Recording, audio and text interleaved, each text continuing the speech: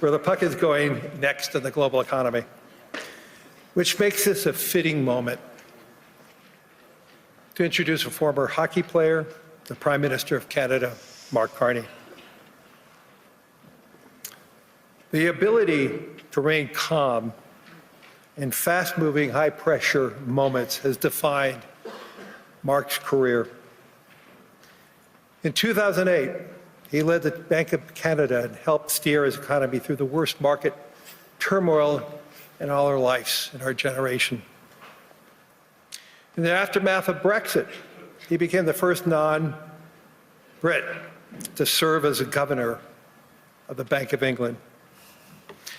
And last year, he was elected very deservingly as Prime Minister for Canada at what may be one of the most pivotal moments in modern Canadian history. Today, Prime Minister Carney is focused on making Canada a place where it's easier to build, simpler to trade, smarter to invest in, and build more unity across its nation. For 41 million Canadians, the world's 10th largest economy, he is a steady and thoughtful leader, and I am proud to call him a friend. Please join me in welcoming Prime Minister of Canada, Mark Carney.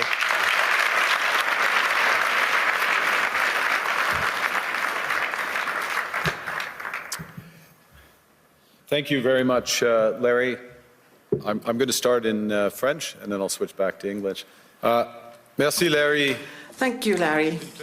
It is both a pleasure and a duty to be with you tonight in this pivotal moment that Canada and the world are going through. Today I will talk about a rupture in the world order, the end of a pleasant fiction and the beginning of a harsh reality, where geopolitics, where the large main power geopolitics is submitted to no limits, no constraints. On the other hand, I would like to tell you that the other countries, especially intermediate powers like Canada, are not powerless. They have the capacity to build a new order that encompasses our values, such as respect for human rights, sustainable development, solidarity, sovereignty, and territorial integrity of the various states.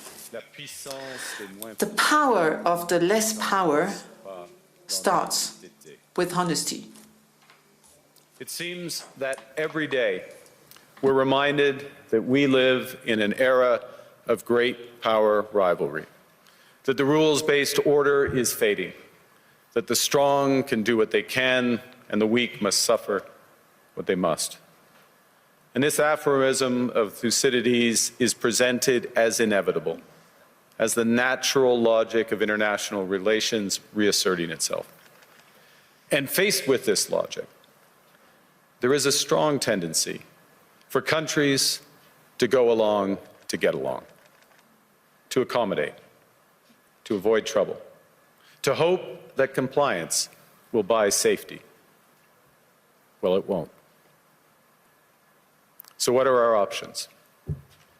In 1978, the Czech dissident Václav Havel, later president, wrote an essay called The Power of the Powerless. And in it, he asked a simple question: how did the communist system sustain itself? And his answer began with a greengrocer. Every morning, this shopkeeper places a sign in his window: "Workers of the world unite." He doesn't believe it. No one does. But he places the sign anyway to avoid trouble, to signal compliance, to get along. And because every shopkeeper on every street does the same, the system persists. Not through violence alone, but through the participation of ordinary people in rituals they privately know to be false. Havel called this living within a lie. The system's power comes not from its truth, but from everyone's willingness to perform as if it were true. And its fragility comes from the same source: When even one person stops performing, when the greengrocer removes his sign, the illusion begins to crack. Friends, it is time for companies and countries to take their signs down. For decades,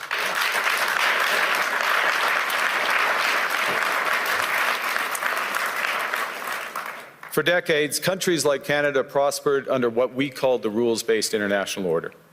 We joined its institutions, we praised its principles, we benefited from its predictability.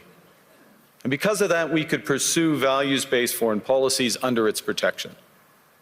We knew the story of the international rules-based order was partially false, that the strongest would exempt themselves when convenient, that trade rules were enforced asymmetrically. And we knew that international law applied with varying rigor depending on the identity of the accused or the victim. This fiction was useful.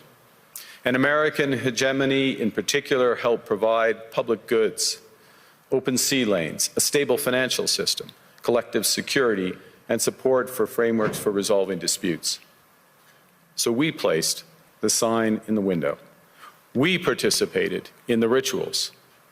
And we largely avoided calling out the gaps between rhetoric and reality. This bargain no longer works. Let me be direct. We are in the midst of a rupture, not a transition.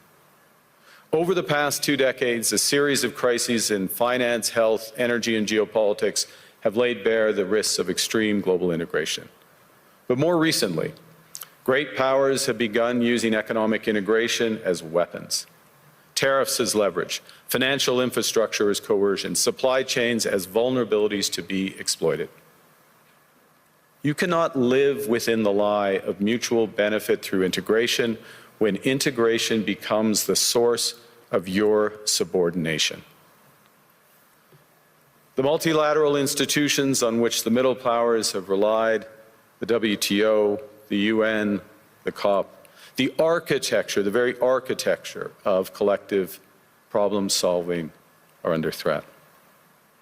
And as a result, many countries are drawing the same conclusions, that they must develop greater strategic autonomy in energy, food, critical minerals, in finance and supply chains. And this impulse is understandable. A country that can't feed itself, fuel itself, or defend itself has few options. When the rules no longer protect you, you must protect yourself. But let's be clear-eyed about where this leads. A world of fortresses will be poorer, more fragile, and less sustainable. And there's another truth. If great powers abandon even the pretense of rules and values for the unhindered pursuit of their power and interests, the gains from transactionalism will become harder to replicate. Hegemons cannot continually monetize their relationships. Allies will diversify to hedge against uncertainty. They'll buy insurance, increase options in order to rebuild sovereignty. Sovereignty that was once grounded in rules but will increasingly be anchored in the ability to withstand pressure. This room knows this is classic risk management. Risk management comes at a price. But that cost of strategic autonomy, of sovereignty, can also be shared. Collective investments in resilience are cheaper than everyone building their own fortresses. Shared standards reduce fragmentations. Complementarities are positive sum. And the question for middle powers like Canada is not whether to adapt to the new reality. We must. The question is whether we adapt by simply building higher walls or whether we can do something more ambitious. Now, Canada was amongst the first to hear the wake-up call, leading us to fundamentally shift our strategic posture. Canadians know that our old, comfortable assumptions that our geography and alliance memberships automatically conferred prosperity and security, that assumption is no longer valid. And our new approach rests on what Alexander Stubb, the President of Finland, has termed value-based realism. Or to put another way, we aim to be both principled and pragmatic. Principled in our commitment to fundamental values, sovereignty, territorial integrity, the prohibition of the use of force except when consistent with the UN Charter, and respect for human rights.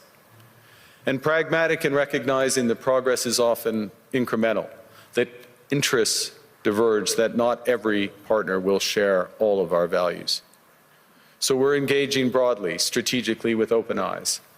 We actively take on the world as it is, not wait around for a world we wish to be. We are calibrating our relationships so their depth reflects our values.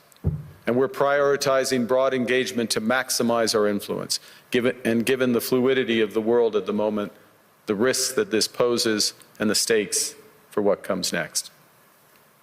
And we are no longer just relying on the strength of our values, but also the value of our strength.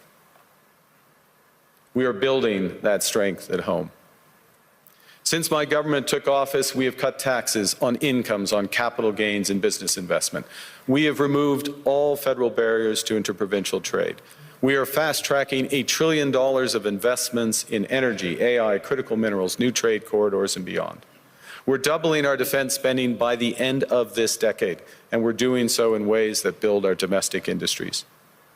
And we are rapidly diversifying abroad. We've agreed a comprehensive strategic partnership with the EU, including joining SAFE, the European Defence Procurement Arrangements. We have signed 12 other trade and security deals on 4 continents in 6 months. The past few days, we've concluded new strategic partnerships with China and Qatar.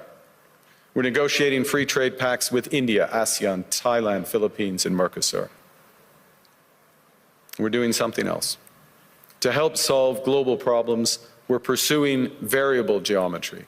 In other words, different coalitions for different issues based on common values and interests. So on Ukraine, we're a core member of the Coalition of the Willing and one of the largest per capita contributors to its defense and security. On Arctic sovereignty, we stand firmly with Greenland and Denmark and fully support their unique right to determine Greenland's future.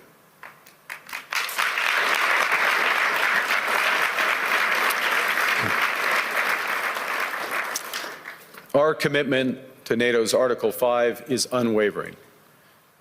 So we're working with our NATO allies, including the Nordic-Baltic Gate, to further secure the alliance's northern and western flanks, including through Canada's unprecedented investments in over-the-horizon radar, in submarines, in aircraft, and boots on the ground, boots on the ice.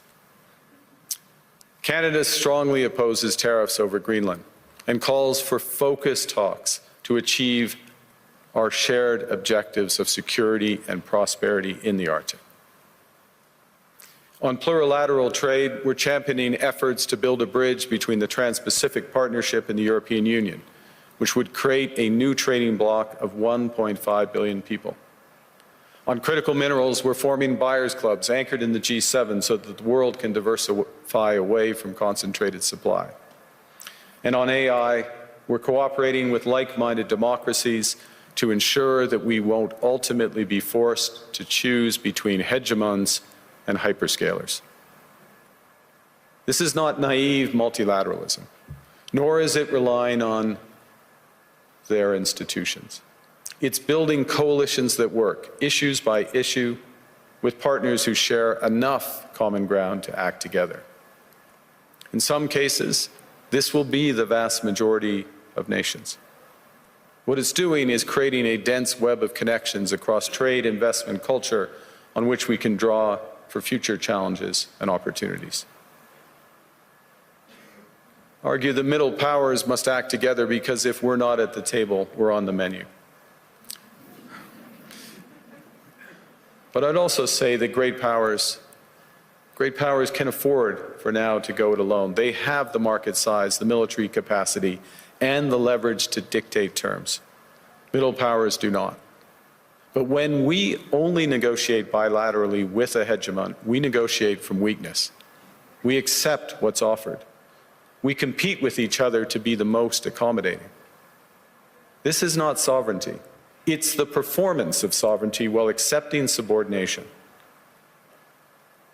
In a world of great power rivalry, the countries in between have a choice: compete with each other for favor, or to combine to create a third path with impact. We shouldn't allow the rise of hard power to blind us to the fact that the power of legitimacy, integrity, and rules will remain strong if we choose to wield them together. Which brings me back to Havel. What does it mean for middle powers to live the truth? Well, first, it means naming reality. Stop invoking rules-based international order as though it still functions as advertised. Call it what it is: a system of intensifying great power rivalry where the most powerful pursue their interests using economic integration as coercion. It means acting consistently, applying the same standards to allies and rivals. When middle powers criticize economic intimidation from one direction but stay silent when it comes from another, we are keeping the sign in the window. It means building what we claim to believe in. Rather than waiting for the old order to be restored, it means creating institutions and agreements that function as described. And it means reducing the leverage that enables coercion. That's building a strong domestic economy. It should be every government's immediate priority. And diversification internationally is not just economic prudence, it's a material foundation for honest foreign policy, because countries earn the right to principled stands by reducing their vulnerability to retaliation. So Canada. Canada has what the world wants. We are an energy superpower. We hold vast reserves of critical minerals. We have the most educated population in the world. Our pension funds are amongst the world's largest and most sophisticated investors.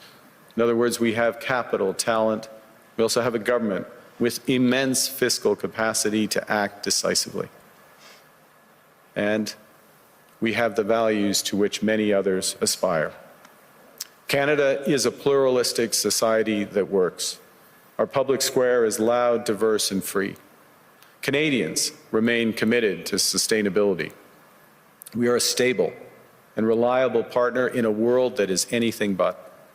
A partner that builds and values relationships for the long term. And we have something else. We have a recognition of what's happening and a determination to act accordingly. We understand that this rupture calls for more than adaptation. It calls for honesty about the world as it is. We are taking the sign out of the window. We know the old order is not coming back. We shouldn't mourn it. Nostalgia is not a strategy. But we believe that from the fracture, we can build something bigger, better, stronger, more just. This is the task of the middle powers. The countries that have the most to lose from a world of fortresses and a most to gain from genuine cooperation. The powerful have their power. But we have something too. The capacity to stop pretending, to name reality, to build our strength at home, and to act together. That is Canada's path. We choose it openly and confidently, and it is a path wide open to any country willing to take it with us. Thank you very much.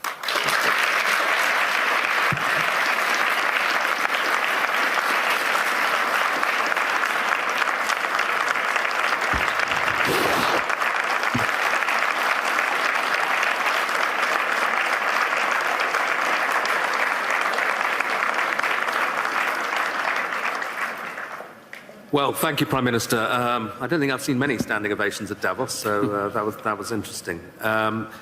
You said, there was a phrase in your speech where you said sovereignty now is the ability to withstand pressure.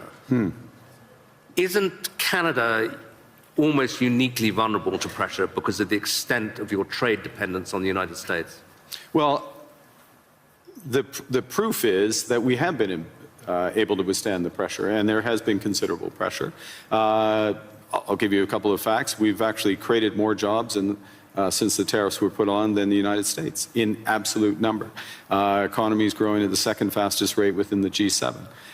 That's not, there are pockets of extreme pressure without question in Canada.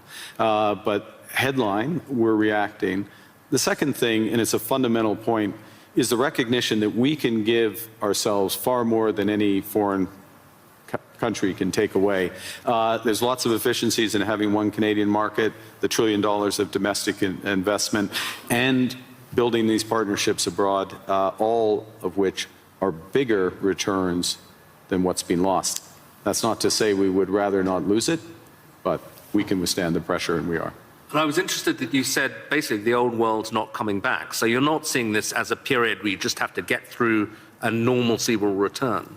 I think that is our view. And we regret it, but we're not going to sit around and mourn it. We're acting. And we're acting in a way, both that's in our interests, but we believe in a way with others that's building imperfectly in steps a new system. I'll give you one example and hand back, which is we are members of trade agreements that comprise already 1.4 billion people around the world. So we have the most extensive network. We are trying with others to bring some of those networks together. The most prominent example is the Trans-Pacific Partnership in the EU, acting as a bridge. It's not a direct benefit for Canada, but it is a benefit for Canada that these groups come together, and Ngozi is here, consistent with the WTO rules, both of which are, and in that way we're building back out amongst willing partners. And you talked about the need not to put the sign in the window anymore, to pretend that things are still the same. Do you think, to put it directly, that the NATO alliance is still doing that, still pretending it's the old transatlantic partnership, when it's really kind of going? Well, I think clearly NATO is experiencing a test right now, and the first response to that test has to be to respond in a way that ensures the security of the Arctic in a robust way for all possibilities. This is actually a point that we have been making in recent years. It's a point that I made at the NATO summit back in June, which seemed like a pledging summit, but also was to get NATO policies in the right direction. So I think in the immediate term, one of the imperatives is to reinforce things that Canada is doing, Nordic Baltic 8 are doing, the UK are doing, other NATO partners, France included, in a comprehensive way that provides much greater security in the Arctic. This is the test, and so I wouldn't say the NATO sign stays in the window, but we've got to meet the moment of that.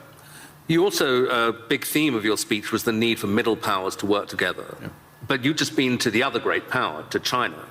And I think people are very intrigued by seeing that meeting. And some people say, kind of, that's a mistake, really, because you're going to make yourself more dependent on China. They're not that benign either. The US will be very annoyed. What's the defense of what you're doing, and what do you hope to get out of it? Well, the first thing is to say it's not a defense. I know the way you framed the question, but it's offense.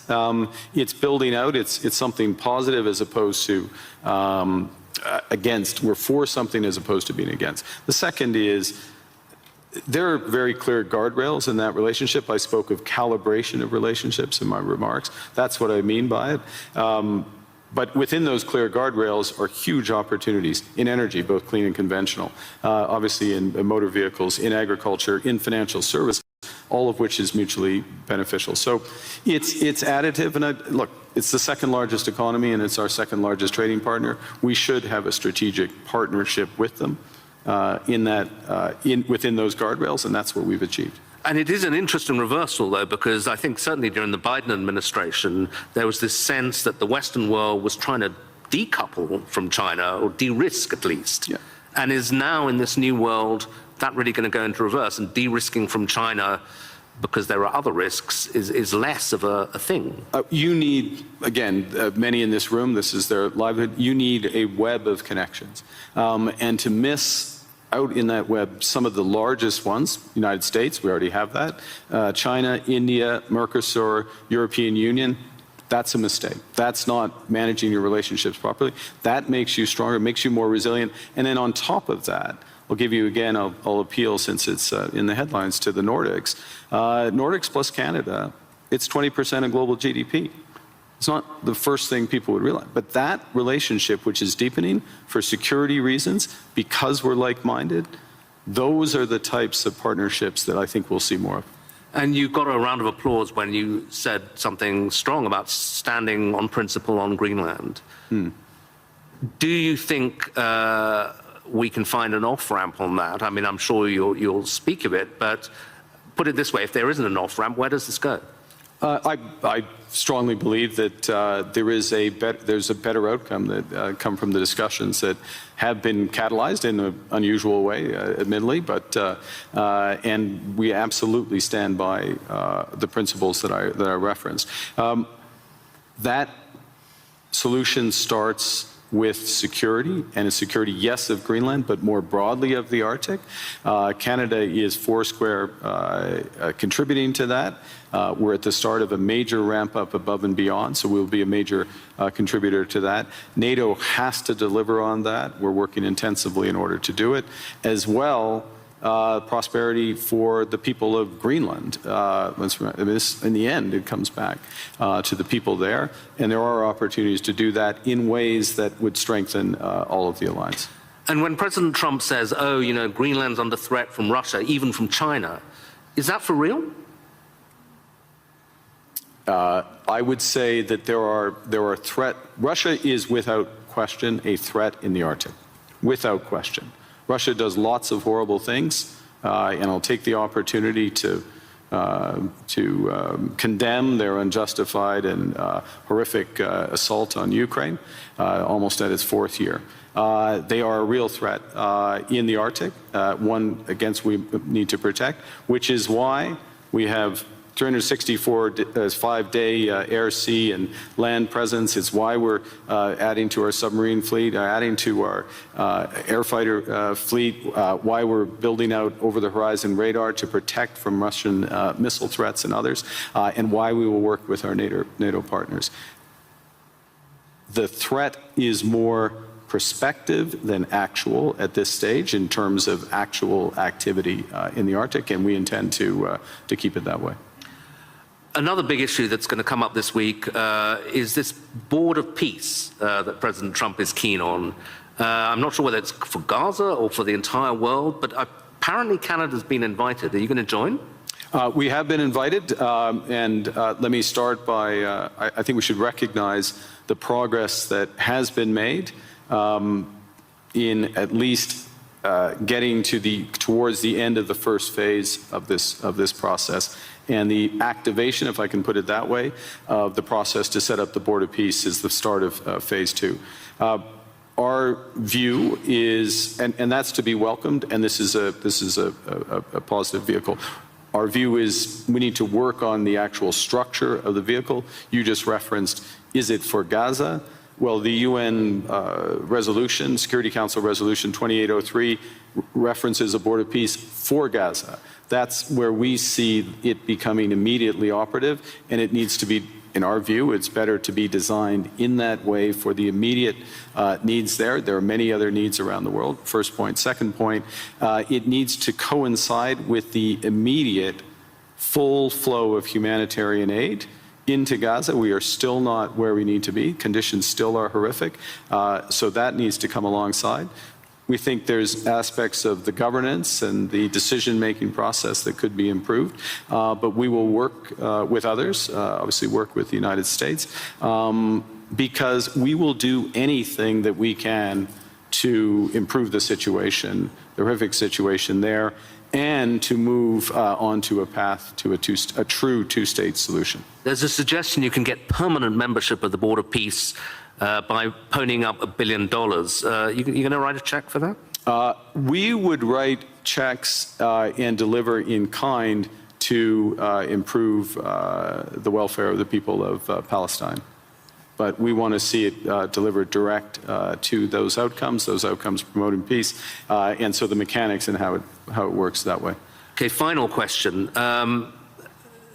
President Trump and a lot of people who agree with him condemn globalism a lot. And I suspect, you would be the kind of epitome of a globalist. You worked for Goldman Sachs, I believe. You were a central banker. You're comfortable and lived in several countries. Is globalism, first of all, is it a thing, and is it over? I think, well, look, understanding how the world works, having an appreciation for other cultures, understanding the connections, and being able to, or at least appreciating ways that how we connect, whether it's through technology, trade, investment, culture, can enrich our lives, and that's a good thing, and also help solve problems. Being detached from where you live and the broader needs of society, there is an epithet for that. I don't know that the G word is the one. There's certainly what we're finding, and to go back to the points I was making, is that there are a number of like-minded countries that want to work through partnership to achieve those goals for their citizens and for the world more broadly. The call is for more to recognize what's really going on right now, and to pool their resources to the benefit of citizens. So it won't be global, it won't cover the globe, but it will be more powerful. Okay, Prime Minister, thank you very much indeed.